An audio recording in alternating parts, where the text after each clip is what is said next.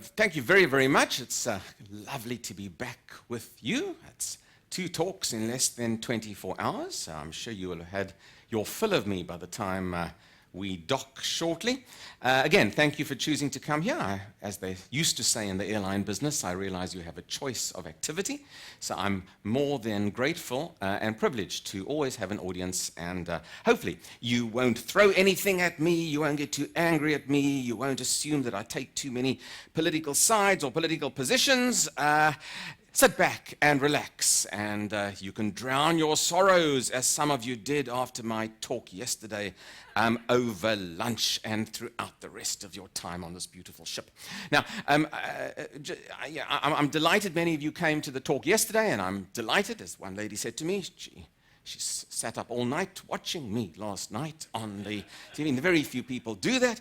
I'm delighted. Yesterday's talk was sort of a broad brushstroke talk about global change, some of the key drivers that I look at, my clients look at, and some of the stuff that I'm interested in. And obviously, when I talk to audiences, I'm biased because I can put stuff into a talk that I am interested in myself. So that was yesterday's talk, if you want to catch up and want to look at some of the themes of that talk, again, check it on the rolling back-to-back video that should be available to you. Today's talk is a little different, and it's perhaps a little more serious. It's certainly got a few more graphs than the talk yesterday because it's a morning talk, and I figured you'd be marginally fresher this morning than late yesterday afternoon. There's a lot of graphs. Don't worry too much about the detail because you're not going to see it too well here on the screens here. You need to come forward, which I suspect you're not going to do, but I'll highlight some of the issues to you, so don't worry too much about the detail. Just a little plug, as we all do very often when we give talks. My book on global trends is available in the bookstore. There is a diminishing supply of copies because I think the 5 I brought with on the ship has been reduced to 4. Great demand, I might add, after yesterday's talk. So I'm delighted there are still 4 copies available to you. Now, since we're in Europe, and this cruise really is oriented towards Europe, Central Europe, I might add, the former Soviet republics to some degree, and I'm particularly excited, by the way, to be going to Riga and, of course, tomorrow to Lithuania. I have familial roots from both of those 2 countries, so it's got added meaning, I suppose, for me just to say that I've been there. I just thought that it's important for you to have a look at sort of Europe, where Europe is at right now. I think there is outstanding material on European history that has been and will be presented to you later in the day and elsewhere on this cruise. I'm a kind of now guy. I like to know what's happening now and perhaps what's some of the pointers into the future. And I thought I'll do that with you with regards to Europe this morning. So that's okay. We'll try to put it into some perspective. Europe has become a difficult topic to discuss. It's become an emotive and polarizing topic to discuss, especially if you are discussing it amongst Europeans. Europeans don't really want to discuss the intricacies of Europe because they feel very attached, very emotionally linked, and there's a push and pull to the entire experiment of the European Union. So I'm mindful of very strong opinions on this, I might add, so I shall try and be as diplomatic as I can. But I won't be that diplomatic just by showing you that particular map on the screen, because you've got to have a little fun with some of this stuff as well. There's some lovely maps that are available. I said to you yesterday, I love maps. And there's a great series of maps, how different people around the world see the world, how they view the world. That's how it is said Americans view Europe. That's how Americans view Europe, and they kind of think, well, Russia is just sort of a bunch of commies, and we are here in some sort of buffer zone. With apologies to my dear American friends in the audience. Tell your friends you were in Estonia and Latvia and Lithuania, and they'll ask them to point out on the map where really is, and my friends as well back home for that matter, they'll probably point vaguely to some area here. There is indeed a view of Europe by many, not just by Americans, that's kind of it. For the French are smelly people, by the way. Turkey is referred to as a Thanksgiving meal here in this particular map. It's kind of fun and quite nice. Don't take it too seriously, my friends. I think take this map more seriously because, again, for the Americans in the audience, it just puts into perspective the size of the United States when transposed onto the map of Europe. And again, it's quite difficult in dealing with Europe because there are 28 nations now in the broader European community, or the European Union, the EU as one will call it. 28 nations, 500 million people, 500 million people live in the European Union.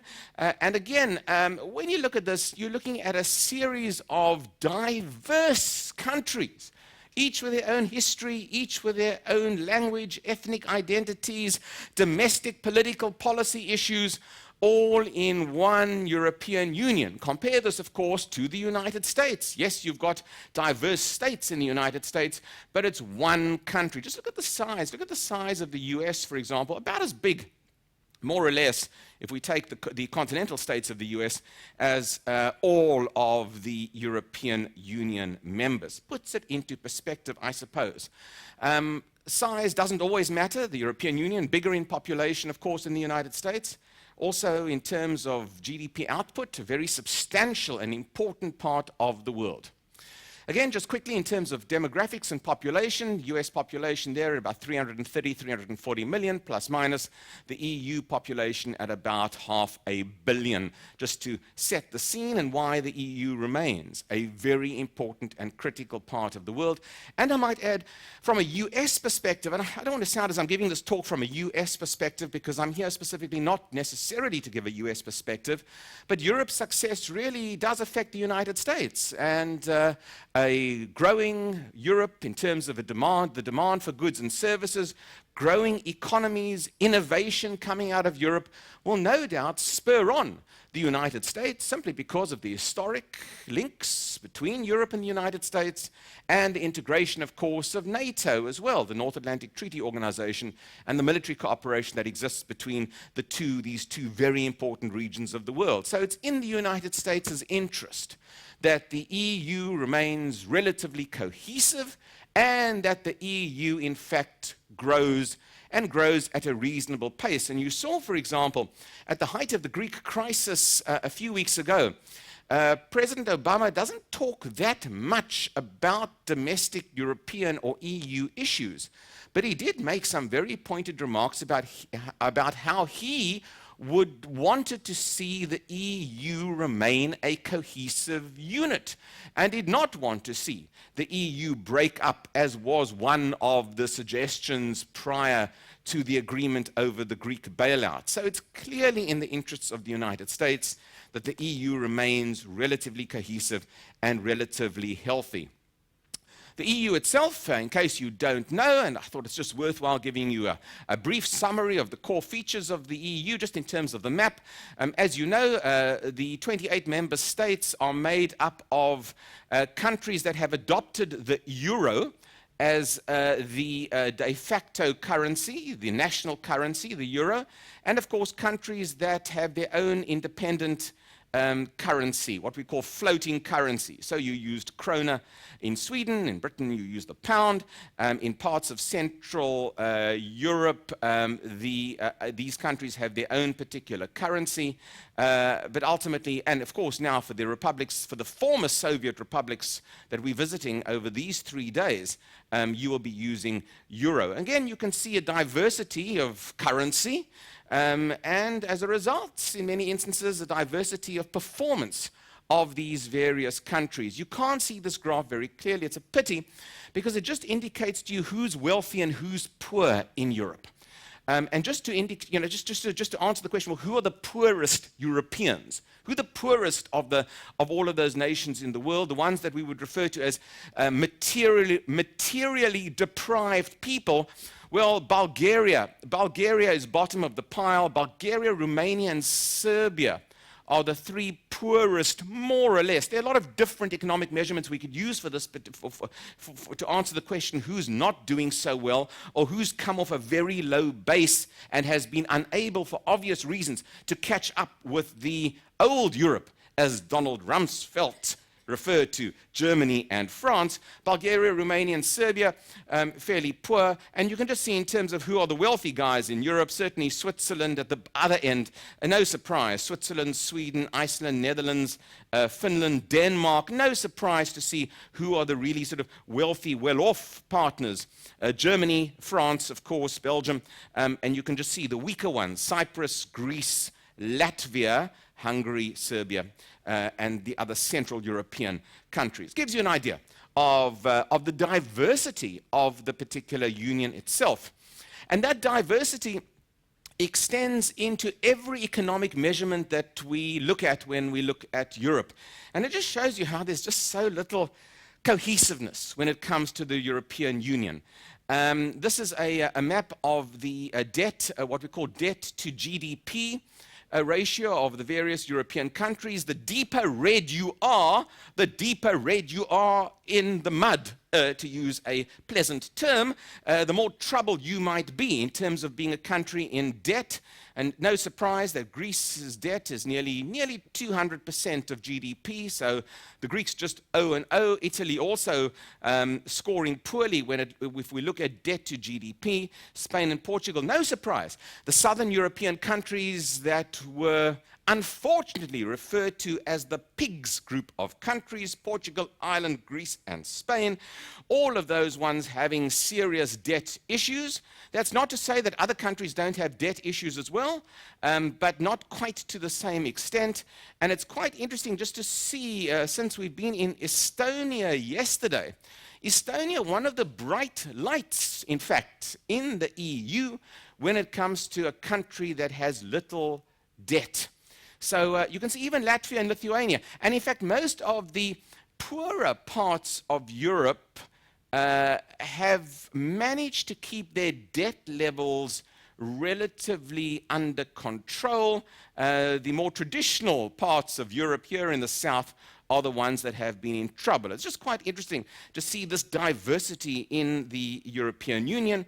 And again, for analysts looking at this, it's a bit like when I'm asked to do an analysis of Africa. There are 54 countries on the African continent, each with their own dynamics. You know, can you really do a proper analysis of all of this diversity for that matter? Here too, we can look at which countries in Europe are balancing their budget. Where are their budget deficits? You can see there are big budget deficits in Spain and Croatia, and for that matter in the United Kingdom. As it happens, of course, the Germans are balancing their budget, the sort of anchor of Europe, and we see pretty good balanced budget attempts again up here in Latvia, Lithuania, and Estonia. So these three little countries that we're visiting over these 3 days have been relatively successful, I might add, in managing their finances, even though on a per capita income basis, they're amongst the poorer of the European Union countries. Now, all of you, of course, have been aware of the ongoing economic plight of this part of the world. The Economist have some marvelous covers. There's Angela Merkel looking at the European economy, which is on the drip, and she's saying it's only resting, as though there is some life that may well be sort of might resuscitate Europe. I'll come back to that issue of whether Europe is indeed coming to life towards the end of this particular talk. The last number of years have been very tough for Europe, to put it mildly, very tough.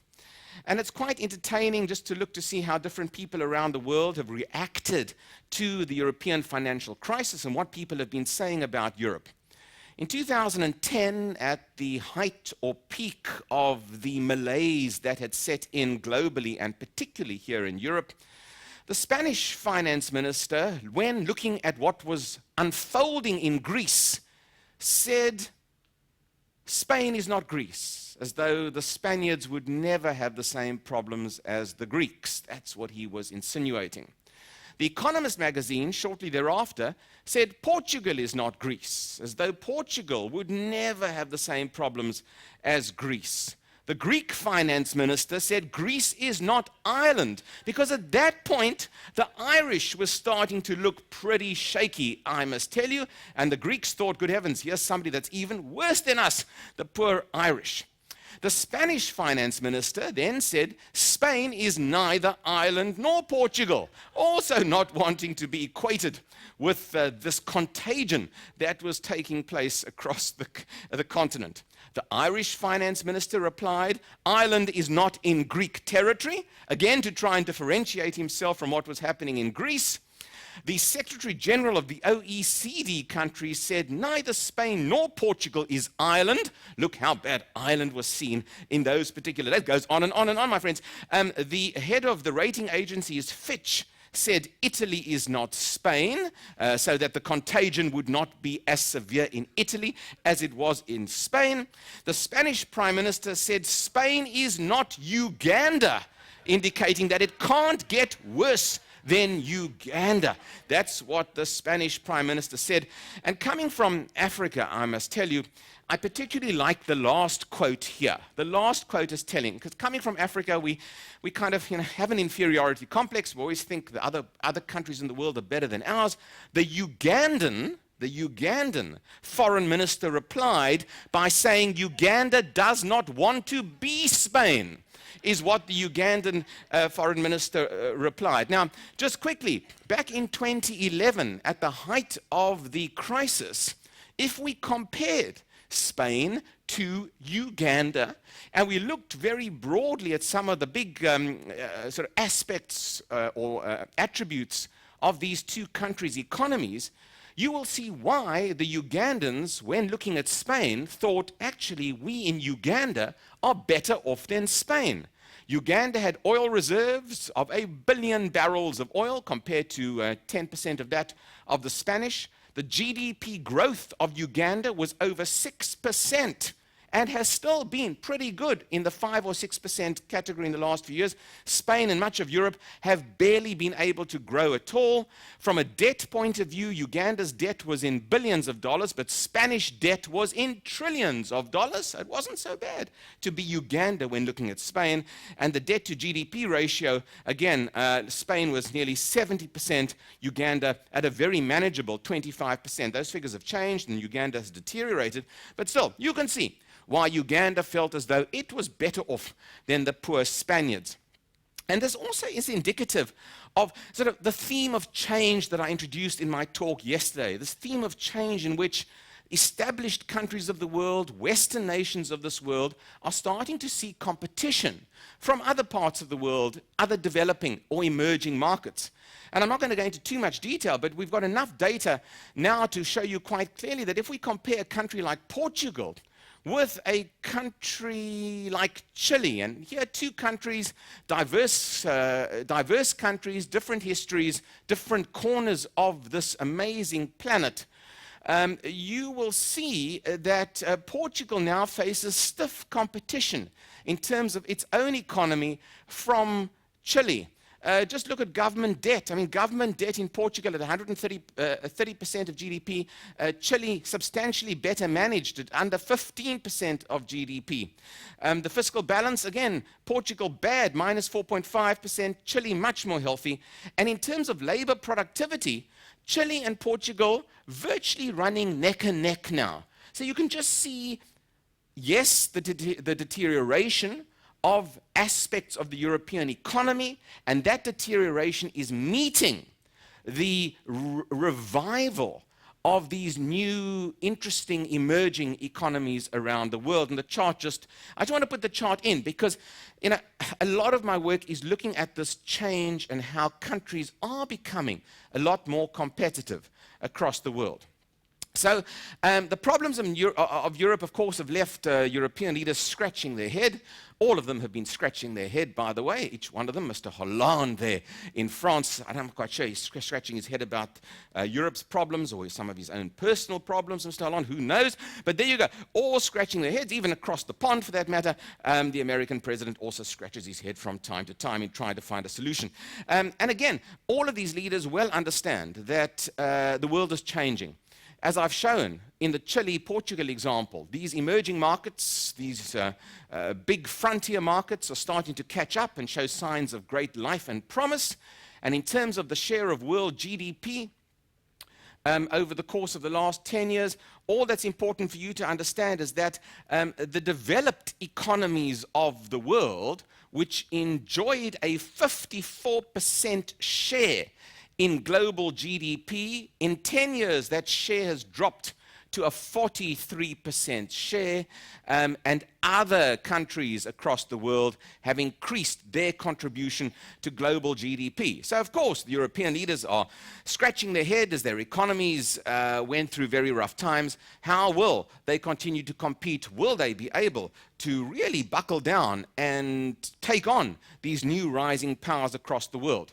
The projections for the global economy over this year, and again, this map just gives you a sort of a vague indication of the regions of the world that are going to do relatively well. North America's growth, the US growth, predominantly put at 3.2%. It's going to be a little bit lower than that, by the way. But still, you can just see that Europe, Western Europe's GDP growth rate expected this year is going to be anywhere between 1.2 to 1.4%. That also might be a little bit optimistic. But Europe's growth rate, along with Russia, certainly the most pedestrian or disappointing of the entire planet. Again, you can see Africa growing relatively healthy, 4.5%. Southeast Asia obviously growing nearly at 6%, but your big disappointment globally, even though there's positive growth coming out of Europe, it's positive growth that's going to be lagging other parts of the world. So, where do we go from here? Look, let's talk a little bit about the European Union and what's sort of some of the dynamics of this experiment that we've seen. And it is an experiment because, after all, it's quite remarkable that 28 countries were prepared to sign the particular union, many of them giving up their own currency, particularly, I must tell you, for the Germans, to give up the Deutschmark, a symbolism of German revival and German strength and tenacity, I must tell you, in the post-Second World War period, I think is absolutely remarkable. The same can be said for the French. You know how emotionally tied you are to your particular currency, even though you might think your currency is undervalued or issues with it. It's an integral part of you. And these countries, particularly the strong countries in Europe, were prepared to subsume that aspect of their nationalism and the post-World War II feeling and adopt an unknown in the euro. Now, what are the problems really with the Eurozone? Well, probably one of the big issues, and you don't have to be a fancy analyst to kind of figure out where the problems lie. One of the big problems to me is the fact that the Eurozone really probably grew too fast. It started out as a relatively small club of the old Europe, again, to quote Donald Rumsfeld. I don't often quote him, but somehow on the issue of old Europe and new Europe, Rumsfeld did put his finger on that particular issue. The EU expanded and expanded very, very quickly, taking in or sucking in these very diverse economies with very diverse histories and, of course, levels of per capita income. And I think this has created part of the problem in Europe. Probably a too rapid advance of the club of the Union itself. And the expansion of the European Union has simply made the body incredibly cumbersome. It's cumbersome. And this sort of cumbersome nature of the European Union, which has been exacerbated by regulation, by issues relating to migration, by issues relating to unemployment and the economic downturn, has resulted in more EU citizens becoming skeptical about the future of the EU and skeptical about whether the EU is of any substantial benefit in the lives of the European populations themselves. In 2014, more than 70% of EU citizens believe that their voices do not count in EU decision-making, and 2/3 feel the EU does not understand the needs of its citizens. So again, I think it's been a bloated union of diverse and disparate interests combined with an economic downturn that has left so many of these European citizens feeling alienated from the particular project. Again, you look at some of the disparities that exist in Europe. Germany's GDP is 300 times larger than that of Malta. But Malta is a fully fledged member of the EU. Luxembourg's per capita income is nearly 7 times higher than Latvia's and 5 times higher than Greece. Again, look at those disparities that exist in the Union itself. Secondly, well, what was the purpose? What is the purpose of the Union in the first place? Well, one could very well argue that there was an economic imperative to bring countries together, to ease trade barriers and visa restrictions in order to make it easier for Europeans to move, to trade, to do business. And I think you can tick that box. That was one of the main motivating forces behind the EU. But clearly, a big motivation initially was to form a collective union to be a bulwark against the aggression in those days of the former Soviet Union. Once the Berlin Wall fell in 1989, the original, I suppose, collective idea of the EU as being a strong anti-Soviet bloc also fell away to some degree. This might re-emerge, though, with a more nationalistic Russia, and of course issues surrounding the Ukraine will test the EU further.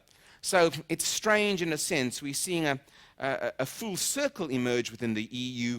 The threat of the Soviet Union dissipated, but perhaps, and I think if you speak to anyone in these three Baltic states in particular, they will talk to you extensively about the importance of the EU and NATO together in protecting their interests from a power-hungry Russia. The EU itself has been unable really to get a grips with these new security concerns, particularly, of course, relating to Russia, and this will be a severe test of the Union over the course of the next number of years.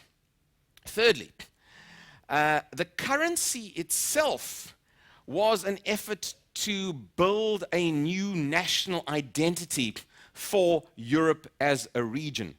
So by giving up the mark and giving up the franc and all of the other currencies across Europe, the idea was to forge an identity for all of the member states. Well, again, you can be the judge of whether the currency has forged an identity or perhaps has been one of the core reasons why a pan-European identity perhaps has not adequately been forged. But I think what's important also to understand is that the adoption of the euro was also an attempt to keep a reunited Germany in some degree of check. And you will remember that once Germany reunified, there was much speculation about the role of Germany in Europe, about Germany's resurgence as a power. It would have a large population of 80 million people, great industrial strength. And those who were always, I suppose, skeptical about Germany's role in Europe or in the world felt also that by binding Germany into an EU type of setup, you would hope that Germany would also play by the rules of the Union and to a degree would subsume some of its nationalistic fervor, if there was any, into the broader EU. I don't agree with that assessment, but I think there were many who believed that it was better, the euro, in a sense, and the EU was almost a check and a balance on Germany going into the future. And I think it's one of the reasons why we've seen the EU and why we've seen, of course, a buy-in for this from much of Europe.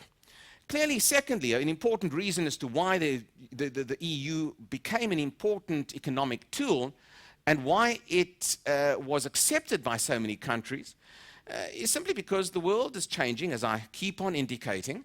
There are many new countries and regions of this world who are growing in economic and political importance, and a divided Europe, in terms of so many different nation states, probably could be stronger as a collective. It could be more competitive globally as a collective when battling trade wars with the United States or even with rising Asian powers.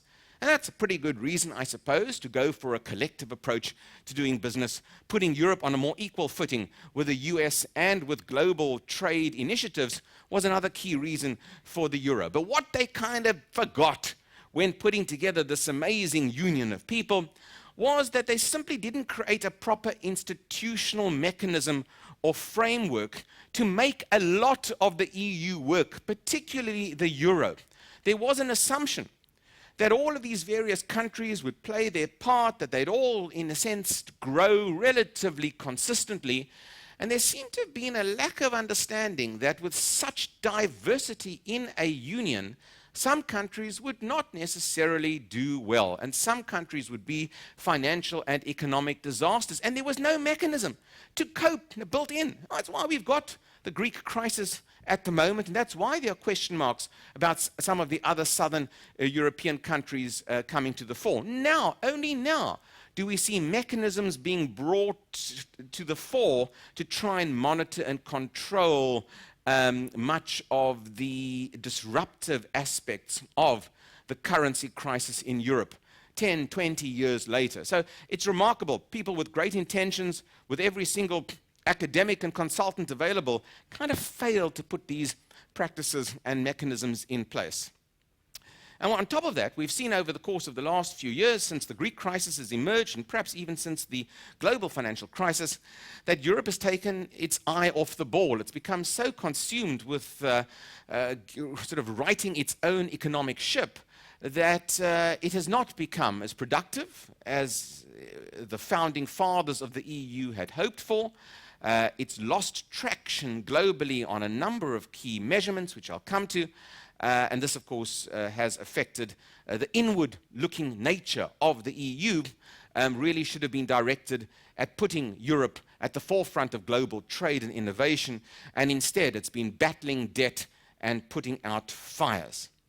I particularly like this rather amusing image, I might add, of the battle that we've seen in Europe over the course of the last few months.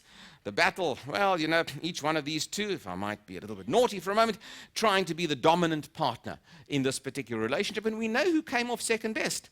We know that Mrs. Merkel was indeed the winner of this particular round of patching up Greece's problems. This battle effectively has taken Europe's eye off the ball. Just quickly on Greece, the Greek crisis is indeed serious. And just don't worry about all of the stuff. This just indicates the total amount of Greek debt that's out there. The Greeks owe nearly 30 billion euros, which have to be paid this year. I see a bailout agreement has been reached in the course of the last 24 hours or so. The total debt that Greece now owe, by the way, is 131 billion euro. That's how much money the country owes. And just to show you how bad that Greek crisis is, if we plot the recession in Greece compared to the Great Depression in the United States, you can just see the recovery of the United States after a five-year depression, and you can just simply see that Greek recession also after 5 years, no recovery at all. You can just see how the US got itself out of trouble, a lot of trouble, but the Greeks simply haven't been able to get there. You can just see how serious it is, and just by implication for the Greek economy, Greeks are leaving Greece. The charts, and we look at these charts to see how people are moving, there's a substantial population change in Greece, and Greece is also an aging population, but it's a population where those who have the means and ability and talent are the ones who are fleeing Greece at the moment. The big question, of course, is there's a lot of pressure now on Greece to collect money, to collect taxes. The Greeks have been very good at not paying taxes, and the pressure will now be on to pay, not only collect their tax, but to collect more tax, more VAT and sales tax that's going to be levied on Greece, particularly on the islands, on the tourist islands. Just to show you the Greeks, this is a chart to show you which countries in Europe are the countries where there is uncollected tax.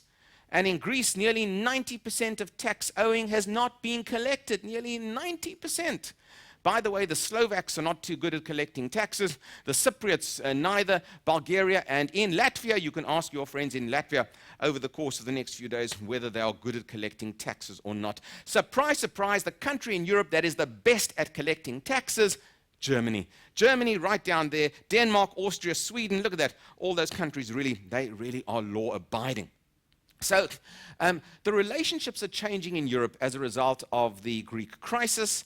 And Germany, I've already indicated that Germany's participation in the EU was partially an attempt to placate the dominant role that the Germans might have played in Europe, but there's still a dominant role for the Germans in Europe, and indeed that battle between Merkel and Tsipras, certainly won by Merkel, austerity imposed on the Greeks, and I would certainly argue that it probably was necessary in the short term, but the long-term view of Greece to me is not good. I'm not convinced the austerity measures are going to bear fruit in the medium term, in the next 3-4 years, and we might well have another a Greek crisis or Greek tragedy emerge unless there is a miracle, and that economy starts to tick up, and the Greeks themselves play a part in proper, accountable governance, which is clearly needed. So there are animosities now clearly between the Greeks and the Germans, as all of you are probably aware, and that nature of the European Union is also shifting and mutating. All of this debate, leads us further into these very vexed and difficult issues that will have to be looked at by the EU in future. If a country like Greece and maybe Italy and maybe Spain, who knows, in future default or find themselves in heavy debt, to what degree are these countries prepared to give up a degree of sovereignty to the EU or to a German dominance within the EU in terms of policing the domestic economies of wayward countries? The issue of sovereignty and who will have control over the books, who will be able to monitor national budgets, for that matter, are going to be very difficult issues for the EU in future. And I don't know, one can pontificate on this issue, for hours and hours and hours. But, I think the Europeans themselves are still going to battle over this issue. Once the dust settles, and hopefully it will settle in the post-Greek crisis period, will countries continue to have sovereignty over their finances, or will the EU take away some of that sovereignty to make sure that these irregularities do not happen again in future? This is really, really a big question mark. And those who now sort of come with solutions as what should happen in the future, many now argue that, look, there has to be much greater political integration in Europe. The 28 countries need to find a formula in which they accept a degree of monitoring of their own sovereign financial affairs. Can there be more political integration in Europe when there is more suspicion now on the ground than ever before? I don't know. And that's the real battle that's going to play itself out in Europe. In Britain, of course, as you know, there will be a referendum on whether to stay in the EU. I suspect that the Brits, for all their complaints, will probably vote to remain in the EU. But of course, in the process, Mr. Cameron will be trying to elicit all sorts of concessions from Brussels, and that too may weaken aspects of the European Union. So these issues all coming to the fore over the course of the next while. Now, thank your lucky stars, and I say it very seriously that we're on a different kind of ship. But these, of course, are the migrant ships that ply the waters between Africa and Europe now on a daily, hourly basis. There's a big problem for Europe, and you don't need me to tell you that, the problem of migration. It's not just a problem, immigration, migration, not just a problem in the US, and for that matter in my country, it's a problem all over the world. It's rearing its head, and along with issues of budgets and sovereignty and political control and unification, we are seeing across the European continent, and it's a touchy issue, the rise of nationalism and the rise indeed of prejudice against religions. Intolerance is on the rise, and we're seeing a rise of nationalist political parties across Europe. There's Marie Le Pen, of course, the leader of the Front National in France. She is expected to do pretty well in the next election. She's charismatic, of course. She calls for an end to immigration into France, and her party has been known to be quite radically nationalist and, of course, anti-Islamist as well. These matters don't help the liberal movement in Europe. When Europe becomes a battlefield, in a sense, for terrorism and extremism, as happened in Paris a few months ago, this only tends to raise, of course, the nationalist cause. And across Europe, and these are the logos of various nationalist political parties that have risen up. These are right-wing political parties, and there are a lot of them. And they cooperate together. There's a rising tide of nationalism, and of course, as I've said, this rising tide of nationalism tends to go hand in hand with an anti-Islamic view of the world. And again, you can't see the graph too clearly, but this is just a graph of how well these right-wing political parties have done in Europe in the last European election. You can just see in Denmark, countries that are classically liberal in the philosophical sense of the word, right-wing parties are doing very, very well. In Denmark, 26% of the vote went to a right-wing party. Again, Le Pen got also 25% of the vote in the European elections in France. In Hungary, a very important and quite disturbing right-wing political party got 15% of the vote. In Greece as well, obviously. So I think in Finland as well, where we've been, there is a rising tide of these political parties. In Britain, of course, UKIP, which is a right-wing political party, it doesn't have the same prejudice base that some of these other parties have, scored nearly 30% in the European elections. 30% of British voters voting in European elections voted for a party very skeptical of the European Union. And of course, if this persists, and if these parties go stronger, the cohesiveness of the Union will be under some degree of threat. And everybody asks me, it's always the question, and we won't even have time for questions, and I don't know, I think at this rate I might even have to stop the lecture in the next slide or two, because I could go on for a whole day on this particular topic. The core question that I get asked is, will the Union survive? Ultimately, will the Union survive? And I think the only point I can make on that, because how clever can one be? They pay me money to come and make pontifications about the future, and I always say, go to Madame Rosa in her tent, the clairvoyant across the street. She'll make a better guess than I will. But I think the Union has undergone tremendous stress in the course of the last few years. I've heard very many more learned economists than myself pontificate on how this Union should have already broken up, and many have predicted a breakup of this Union 2-3 years ago. I've always been of the opinion that as long as the political middle ground holds in Europe, in other words, as long as the center-left political parties or center-right political parties are the predominant force in the major European countries, in France, in Germany, in Belgium, in Holland, as long as they do not reduce their support levels to allow these political parties to gain substantial power traction, the centrist political forces have got too much invested in the European Union project to allow it to fail or indeed to break up. But if these parties gain traction, and you get a party in Hungary like Jobbik, who in fact become a major political force and form a coalition in order to govern Hungary, and Hungary is almost a cutting-edge political country when it comes to the rising tide of nationalism, and some nasty aspects of it as well, if I might say, then I think you will have a different scenario for Europe going forward. Ultimately, it will be the Europeans themselves who will decide on whether this experiment has got legs into the future.